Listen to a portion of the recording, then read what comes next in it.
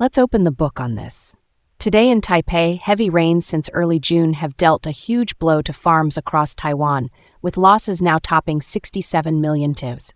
New Taiwan dollars, peanuts took the hardest hit, and Pingtung County has recorded the largest damages so far.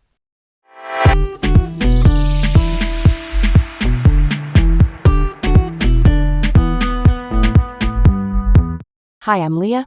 And I'm Garrett. Welcome to Laid Back Local, the news of the day with Leah and Garrett. Coming to you from Taipei, let's dive right in.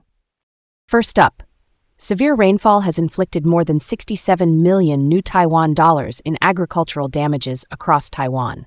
Since June 8th, continuous downpours have damaged over 2,000 hectares of crops.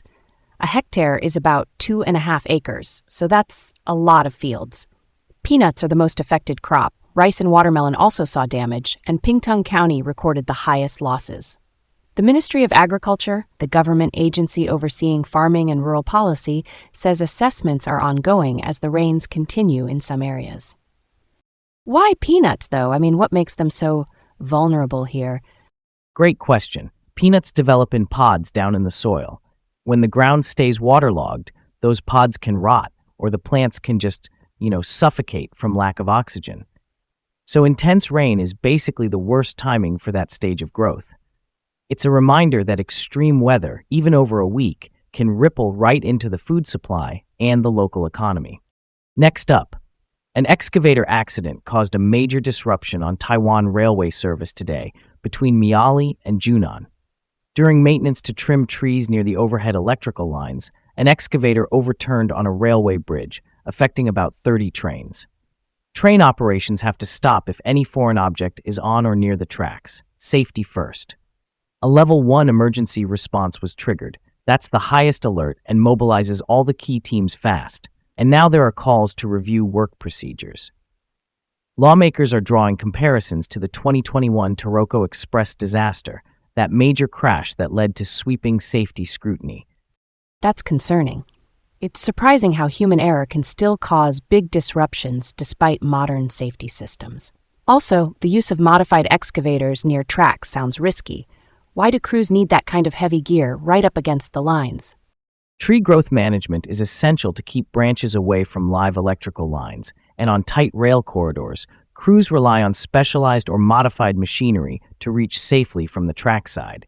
But if procedures or positioning slip, that's a curveball. Even a small mistake can shut down a busy route. Quick note for riders: if your train was delayed more than 45 minutes, you're eligible for a full refund. That's the standard policy here. Moving on, Taiwan's National Immigration Agency, which handles border control and immigration enforcement, rescued 5 Thai nationals from a human trafficking ring. According to investigators, the group lured people from rural areas in Thailand via social media with false job offers, then forced them into illegal work here in poor conditions.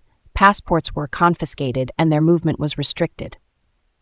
Authorities arrested 22 suspects, including the alleged ringleader, and found victims living in makeshift shelters with minimal amenities. Think temporary structures with very limited water or sanitation. Why do traffickers take passports specifically? It's control. Without a passport, victims can't travel or verify their identity easily, and they feel trapped. It's a coercion tactic. The way social media gets weaponized to target vulnerable people is really disturbing, but it's good to see decisive action and rescues. Real lives changed right there. Next up, Taiwan's cabinet approved a bill to impose tougher penalties for driving under the influence of drugs. DUI means driving while impaired by substances that affect judgment and reaction time. The proposal would revoke licenses for those caught driving under the influence or refusing a drug test, impose escalating fines on repeat offenders, and in cases causing serious injury or death, could lead to lifetime license bans. There's also a new penalty for adult passengers who choose to ride with an impaired driver. The idea is to discourage enabling behavior. That's a strong move. A lifetime ban is severe, but it tracks with prioritizing public safety. I'm wondering, though, why fine passengers too? It pushes everyone in the car to make a safer choice. If you know someone is impaired, the law is nudging you to say, hey, we're not doing this. Let's call a taxi. It's about preventing the ride before it starts.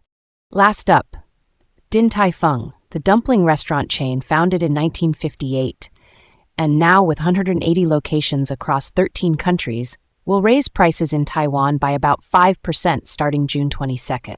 The company says operating costs, meaning ingredients, labor, and daily overhead, have climbed. This is only their second price adjustment since June 2024, and it mirrors a broader trend as other restaurant chains also respond to higher costs. That's a bummer for food lovers, yeah, but not gonna lie, it's kind of expected lately. A 5% bump might be a few extra new Taiwan dollars per dish. It adds up over a table, and I'm surprised they've only adjusted twice since 2024, given everything rising. Still, those soup dumplings, that hits different. And that's it for today's updates from Taipei. Thanks for tuning in to Laid Back Local, the news of the day with Leah and Garrett. Have a great day, and make sure to join us again tomorrow.